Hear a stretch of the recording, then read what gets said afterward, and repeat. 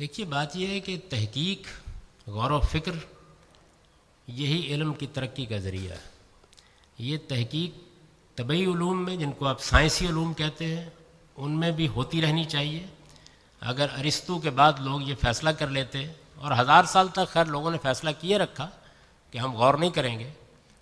ارسطو نے کہا تھا کہ عورتوں کے منہ میں مردوں سے کم دانت ہوتے ہیں، اور کسی نے کبھی عورت کا منہ کھول کے نہیں دیکھا کہ واقعی ایسا ہوتا ہے. 1000 سال کے بعد لوگوں کو خیال ہوا کہ گن کے دیکھ تو لیں، تو معلوم ہوا پورے ہی تھے. if not more. تو اس وجہ سے علم کا راستہ ہی یہ ہے کہ آپ اجتہاد کریں، آپ تحقیق کریں، آپ ہر تعبیر کا جائزہ لیں. مسلمانوں کے ہاں یہ جو جمود پیدا ہوا ہے، یہ مسلمانوں کو لے ڈوبا ہے. یعنی ہمارے ہاں تحقیق، غور و فکر، اس کا دروازہ بند کرنے ہی سے زوال ہوا ہے.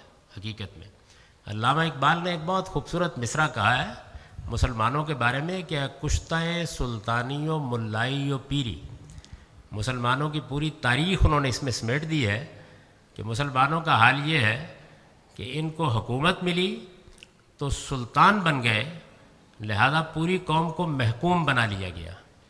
یہ بیچارے اپنی اصلاح کرنے کے لیے گئے تو پیر بن گئے، آنے والوں کو مرید بنا لیا گیا. اور انہوں نے چاہا کہ یہ دین سیکھیں تو ملاؤں نے بجائے اس کے کہ ان کو دین بتا کے ان کے اندر دین کو سمجھنے کا جذبہ پیدا کرتے، ان کو مقلد بنا دیا.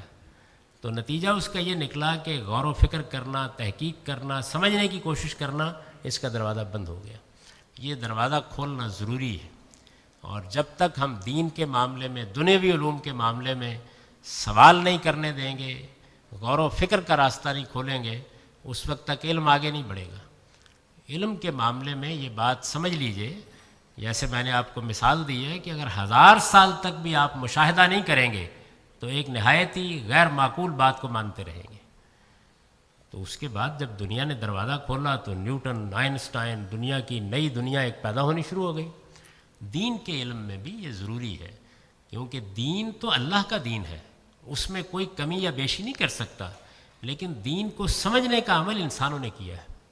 تو جو ریلیجیس تھاٹ ہے، مذہبی فکر ہے، وہ ہمیشہ نظر ثانی کا تقاضا کرتا ہے، کیونکہ وہ انسانوں کا عمل ہوتا ہے. اسی وجہ سے آپ کے علم میں ہے کہ اقبال نے اپنے خطبات کا نام رکھا تھا reconstruction of religious thought in Islam. یعنی مسلمانوں کے مذہبی فکر کو ری فارمیشن اور ریکنسٹرکشن کی ضرورت ہے. تو یہ تو ایک ناگزیر کام ہے، ہوا اور پانی کی طرح ہماری ضرورت ہے، اور میں نے اسی کام کو انجام دینے کی کوشش کی.